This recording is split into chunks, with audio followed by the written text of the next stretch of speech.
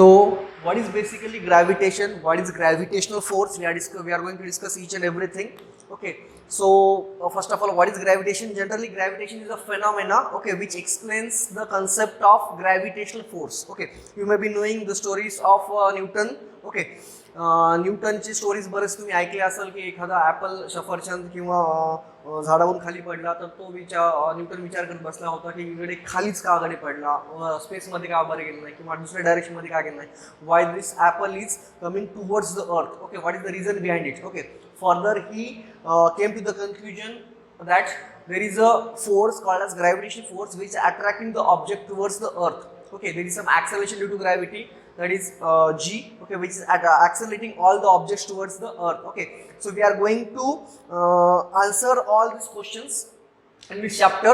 Okay, so first of all, what is gravitational force? I would like to just give an explanation on it. Okay, generally we are knowing that there are four types of fundamental forces. That is, one is gravitational force, other is electromagnetic force, third is strong nuclear force, other is weak nuclear force. These are called as four fundamental forces which occur in the nature itself. ठीक है, हे सगळे चार forces जे आहेत की जी nature मध्ये already exist आहेत. ठीक आहे, बाकीचे तुमचे जो फोर्स आहेत, समजा सेंट्रिपेटल फोर्स असेल, सेंट्रिफ्युगल फोर्स असेल, तुमचे फ्रिक्शनल फोर्स असतील, तुमचे टेन्शन असेल, असे बऱ्याच प्रकारचे कॉन्टॅक्ट फोर्स आहेत, डिराइव्ड फोर्स आहेत. ठीक आहे, जे की एखाद्या ऑब्जेक्ट किंवा कशाच्या परिस्थिती सिच्युएशननुसार ते क्रिएट होतात आणि मॅनेज पण होतात. ठीक आहे, तर हे जे चार फोर्सेस आहेत त्याला आपण फंडामेंटल फोर्सेस का म्हणतो, कारण हे फोर्सेस तुमच्या नेचर मध्ये एक्झिस्ट असतात ऑलरेडी. ठीक आहे, त्याच्यापैकी जस्ट मी ब्रीफली सांगेल, डिटेलमध्ये सांगणार नाही, कारण हे पार्ट तुम्हाला 11th स्टँडर्ड मध्ये फिजिकल वर्ल्ड मध्ये तुम्ही NCERT सिलेबस मध्ये आपण पाहू शकतो. ठीक आहे, ग्रॅव्हिटेशन फोर्स हा कशा प्रकारचा फोर्स आहे आपण त्याच्याबद्दल बघूयात. ठीक आहे, first is gravitational force. Gravitational force. Okay, first thing is it is an attractive force. It is an attractive force.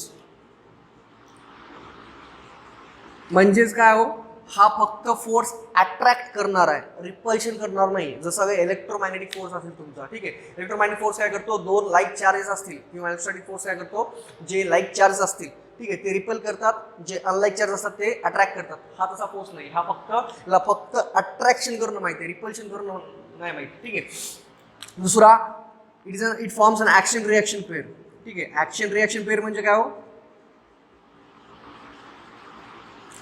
जर एखादा ऑब्जेक्ट, समजा दोन ऑब्जेक्ट आहेत ए आणि बी, ठीक आहे, ऍक्शन रिएक्शन पेअर म्हणजे काय, जर एखादा ए ऑब्जेक्ट बी ऑब्जेक्ट वरती फोर्स एक्झर्ट करत असेल, सायमल्टेनियसली बी ऑब्जेक्ट सुद्धा ए ऑब्जेक्ट वरती फोर्स एक्झर्ट करतो, याला म्हणतात ऍक्शन रिएक्शन पेअर.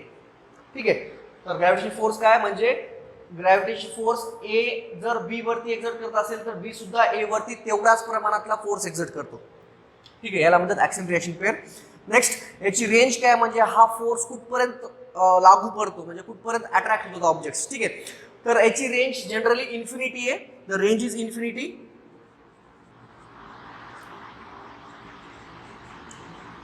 म्हणून इन्फिनिटी कसं काय असू शकते, येस असू शकते, why not. As you go in the space, ठीक आहे, as you go in the space, just अंतर पाहूयात. आपण जस्ट काही किलोमीटर गेलो तर आपले जे ऑब्जेक्ट्स आहेत ते खाली पृथ्वीकडे खेचले जातात. त्यानंतर अर्थ आणि मून, ठीक आहे, याच्यामध्ये सुद्धा ग्रॅव्हिटेशन फोर्स आहे. त्यानंतर इफ यू गो अजून दूरवर अंतरावर गेलात तुम्ही, सन आणि अर्थ, याच्यामध्ये सुद्धा एक ग्रॅव्हिटेशन फोर्स आहे. त्यानंतर आपण गॅलेक्सी बद्दल बोलूयात. ठीक आहे, त्याच्यामध्ये सुद्धा प्लॅनेट्स मधला स्टार मध्ये सुद्धा एक ग्रॅव्हिटेशन फोर्स आहे. म्हणजे त्याची एक रेंज कशी आहे, इन्फिनिटी. ग्रॅव्हिटेशन फोर्सची रेंज कशी आहे, खूप दूरपर्यंत आहे. ठीक आहे, सगळे तारे, सगळे प्लॅनेट्स एकमेकांना जे बांधल्या गेलेले आहेत, ते बांधले गेले कोण्या फोर्समुळं, ग्रॅव्हिटेशन फोर्समुळे. ठीक आहे, त्यानंतर चौथा पॉइंट पाहूयात, याची स्ट्रेंथ किती आहे. ठीक आहे, so this force is said to be the weakest force among all the fundamental forces. चार फंडामेंटल फोर्स कोणते आहेत, तुमचे ग्रॅव्हिटेशन फोर्स असेल, इलेक्ट्रोमॅग्नेटिक फोर्स असेल, तुमचा स्ट्रॉंग न्यूक्लिअर फोर्स असेल, तुमचा वीक न्यूक्लिअर फोर्स असेल. या चारीपैकी सगळ्यात कमजोर, सगळ्यात वीकेस्ट फोर्स म्हणून ग्रॅव्हिटेशन फोर्सची ओळख आहे. ठीक आहे, सर स्ट्रेंथ कशी आहे, weakest among all the fundamental forces. I am not saying weakest, सगळ्यात कमी, कारण त्याची पुलिंग कॅपॅसिटी की अट्रॅक्टिंग कॅपॅसिटी खूप खूप कमी आहे. ठीक आहे, ते कशी आहे काही नाही, आपण एक Newton's gravitation law, universal Newton's gravitation law हे आपण बघूयात. जस्ट 2 मिनिटात रिवाइज करतो ना. ठीक आहे, ग्रॅव्हिटेशन फोर्स तो कसा फोर्स आहे, it is an attractive force. Second thing, it forms an action reaction pair. It means if one object is exerting force on other also simultaneously exerts force on first. Third, range is infinity. Fourth, strength is weakest. It is the weakest force among all the fundamental forces. Strength कशी आहे, weak आहे. Range कशी आहे, infinity पर्यंत range आहे. ठीक आहे, ह्या 4 प्रॉपर्टीज आहेत ग्रॅव्हिटेशन फोर्सच्या, जे की तुमच्या 10th स्टँडर्डच्या टेक्स्टबुक मध्ये प्रॉपर्टीज नाही आहेत, तरीही हे प्रॉपर्टीज खूप इम्पॉर्टंट आहेत. तुम्हाला ग्रॅव्हिटेशन फोर्सची माहिती व्हावी या दृष्टिकोनाने मी हा पॉईंट घेतलाय. ठीक आहे, तर आता बघूयात universal law of gravitation, which one of the point among the your 10th syllabus. Okay, that is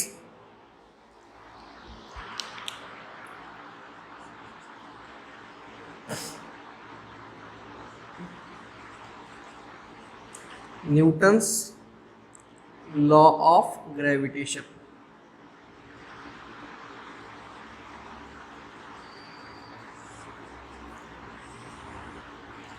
Pause करो, video pause करो. Okay, let's go to the Newton's law of gravitation. That is, what this Newton's law of gravitation says is every object in the universe attract every other object with a force which is directly proportional to the product of their masses and inversely proportional to the square of distance between them. Okay, what this force says is that every object, each and every object is attracting each and every other object, only attracting, okay, which is directly with a force which is directly proportional to the product of their masses and inversely proportional to the square of distance between them. I am having here 2 different objects. Let's say this is object A, this is object B. Okay, it is having mass, let's say it's m1, it is having mass m2. Okay, this is exerting force on this is also exerting force on this. Okay, so let the distance between the 2 objects is r. Okay, so how much force it is exerting according to this law? Every object is in the universe attracts every other object with a force which is directly proportional to product of their masses. Is directly proportional to product of masses, means m1 into m2 and inversely proportional to the square of distance between them. दोन्ही मधल्या अंतराचा square. दोन्ही मधला अंतर किती आहे, r आहे. Look at here this diagram. I have not taken the square from here to here. That is the wrong method. Okay, so you have to take from याच्या सेंटरचा, या बी ऑब्जेक्टचा सेंटर आणि ए ऑब्जेक्टचा सेंटर, या दोन्ही मधला अंतर म्हणजे तुमचा या दोन्ही ऑब्जेक्ट मधला अंतर आहे. ठीक आहे, बऱ्याचदा विद्यार्थी काय करतात, या इथून इथपर्यंतचा अंतर घेतात, हा चुकीचा आहे. ठीक आहे, so is inversely proportional to square of distance between them. I just will combine this both the things and I get the formula F is directly proportional to m1 m2 upon r square. This is nothing but the Newton's law of gravitation. F is directly proportional to m1 m2 upon r square. Okay, so in order to remove the proportionality sign, मला proportionality sign remove करायचं आहे, मला काय करावं लागेल, equal sign टाकायचं आहे. तर काय करेल मी, proportional constant घेईल. ठीक आहे, here I take proportional constant as g, which is called as universal gravitational constant, which is called as universal gravitational constant. So I get the formula F is equal to g into m1 m2 upon r square. ठीक है, why it is called as universal gravitational constant? Because this constant does not change in whole universe. पूर्ण universe मध्ये कुठेही जा, या constant ची value change होत नाही. ठीक आहे, तर या ग्रॅव्हिटेशन कॉन्स्टंटचा एसआय युनिट बघूयात. ठीक आहे, त्याची व्हॅल्यू बघूयात, त्याचा एसआय युनिट बघूयात, त्याची व्हॅल्यू बघूयात. In if you want, note down it. Okay, I will take the value of g. ठीक है, the value of g is universal gravitation constant. Value of g is 6.67 into 10 raised to power minus 11. ठीक है, this is the value. Now let's talk about its units. So in order to calculate units, just I am moving the formula, that is g is equal to g is equal to f into r square, right? G is equal to काय f into r square येईल divided by m1 into m2 येईल. ठीक आहे. Force unit काय हो Newton आहे.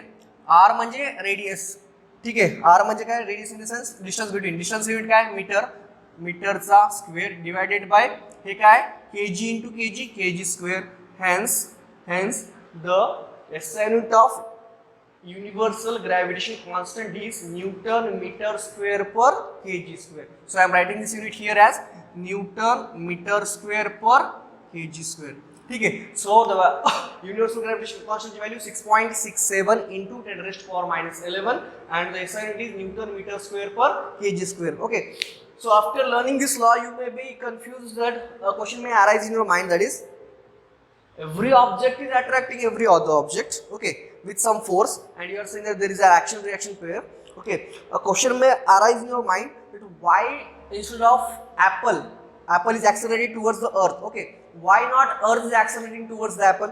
Because as according to this law, apple is exerting force on the earth and earth is also exerting force on apple. Okay, the question may arise in your mind, that is instead of apple accelerating towards the earth, why not earth accelerated towards the apple? Apple सुद्धा अर्थ वरती force exert करायला आहे आणि अर्थ सुद्धा apple वरती force exert करायला आहे. ठीक आहे. तर मग एक प्रश्न निर्माण व्हायला पाहिजे की ऍपलच्या ऐवजी अर्थ का ऍपल कडे नाही आला. ठीक आहे. कारण दोन्ही एकमेकांवरती फोर्स एक्झर्ट करायले. ठीक आहे. तर त्याचं उत्तर मी न्यूटन सेकंड लॉच्या याच्याने देऊ शकेल. ठीक आहे. So according to Newton second law, I hope this portion is completed. According to Newton's second law, we are having F is directly proportional to ma, or F is equal to ma. So acceleration is equal to काय असते हो force upon mass F upon m. ठीक आहे. आता या इक्वेशनवरून आपण त्या प्रश्नाचं उत्तर देऊ शकतो. ठीक आहे. पहिला acceleration is inversely proportional to mass. जेवढा मास मोठा तेवढा ॲक्सलरेशन काय होऊन जाईल छोटा. जेवढा मास मोठा तेवढा ॲक्सलरेशन काय होऊन जाईल छोटा. अर्थचं मास किती आहे सम 6 लाख आय थिंक kg. ठीक आहे. म्हणजे खूप मोठा आहे कम्पेरेबल टू ॲपल. ठीक आहे. तर कम्पेरेबल टू ॲपल मास खूप मोठा झाला म्हणजे त्याचं ॲक्सलरेशन काय झालं खूप कमी. अर्थचा mass is very large comparable to apple. Okay, as the mass is large, what about acceleration? Acceleration is very small. As Earth's mass is large, acceleration will be small because of this formula.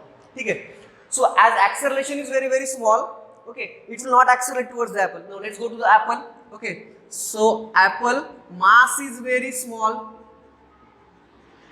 as compared to अर्थ. मास खूप कमी आहे. मास कमी आहे म्हणजे acceleration काय असेल खूप जास्त असेल. म्हणजे ऍक्सलरेशन काय असेल acceleration very large. Okay. As the acceleration is large the apple is accelerated towards the earth. This is the reason why earth is not accelerating towards the apple and why apple is accelerating towards the earth. Okay. Got this was the simple question arised by one of my student. That's why I thought that we should make a video of it. Okay. Thank you all.